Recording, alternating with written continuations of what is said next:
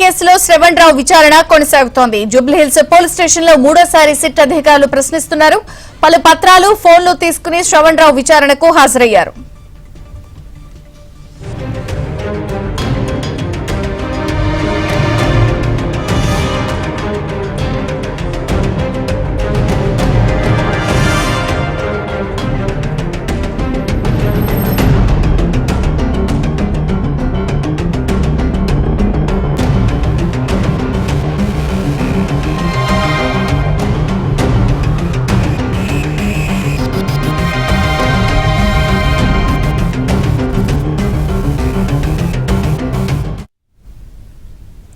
Phone tapping కేసులో శ్రవణ్ రావు విచారణ కొనసాగుతోంది. జూబ్లీహిల్స్ పోలీస్ స్టేషన్ లో మూడోసారి సిట్ అధికారులు ప్రశ్నిస్తున్నారు. పలు పత్రాలు, ఫోన్లు తీసుకుని శ్రవణ్ రావు విచారణకు హాజరయ్యారు.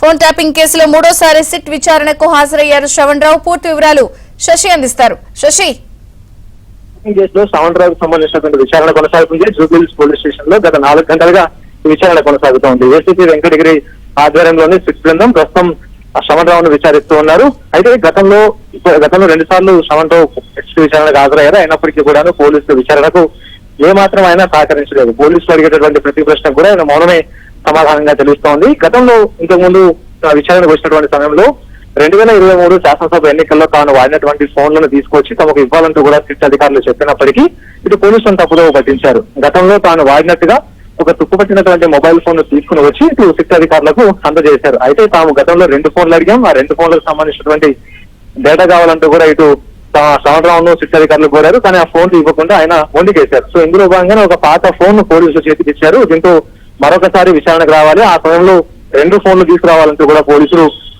గట్టిగా చెప్పడంతో ఈ రోజు 2 ఫోన్లు కూడా తీసుకుని సిట్ విచారణకు హాజరయ్యారు. ప్రధానంగా ఆ ఫోన్ లో ఉండేటటువంటి డేటాని విశ్లేషించబోతూ ఉన్నారు. 2023 శాసనసభ ఎన్నికల సమయంలో ప్రధానంగా ఫోన్ ట్యాపింగ్ వ్యవహారంలో చాలా కీలకంగా వ్యవహరించారు. ప్రతిపక్ష నేతలకు సంబంధించినటువంటి ఫోన్లను ట్యాపింగ్ చేయించడంలోనూ వారి వ్యక్తిగత సంభాషణ వినడంలో ఈయన కీలకంగా పనిచేశారు. ప్రధానంగా డిపార్ట్మెంట్ కి సంబంధించినటువంటి 5 నిందితులతో కలిసి తర్వాత ప్రైవేట్ వ్యక్తిగా శ్రవణ్ రావు ఉండి ఈ ఫోన్ ట్యాపింగ్ వ్యవహారాన్ని ముందుండి నడిపించారు.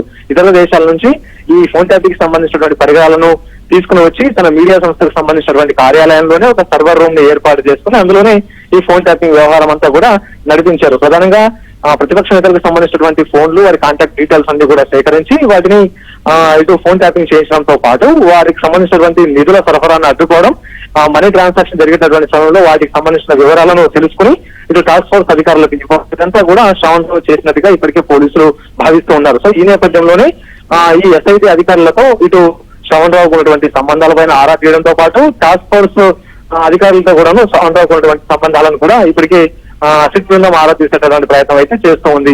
అయితే ఇటు సుప్రీంకోర్టు ఆయనకు అరెస్ట్ నుంచి మినహాయింపు ఇచ్చినటువంటి సమయంలో పోలీసుల విచారణకు సహకరిస్తానంటూ కూడా ఇటు శ్రవణ్ రావు సుప్రీంకోర్టు ముందు చెప్పడం జరిగింది. కానీ ఇక్కడ ఏమాత్రం కూడా పోలీసుల విచారణకు ఆయన సహకరించడం లేదు, మొండికేస్తూనే వస్తూ ఉన్నాడు. ఇదే నేపథ్యంలో ఇక పోలీసులు కూడాను సీరియస్ అవుతున్నారు, సిట్ అధికారులు కూడా సీరియస్ అవుతూ ఉన్నారు. ఖచ్చితంగా పోలీసుల విచారణకు సహకరించకపోతే చట్ట ప్రకారం చర్యలు తీసుకోవాల్సిన అవసరం ఏర్పడుతున్నట్టు కూడా వారు చెప్పినటువంటి సందర్భం అయితే ఉంది. సో మొత్తానికి శ్రవణ్ రావుకు సంబంధించిన విచారణ కొనసాగుతుంది. సాయంత్రం వరకు కూడా విచారణ సుదీర్ఘంగా కొనసాగే అవకాశం అయితే కనిపిస్తుంది. Thank you Shashi.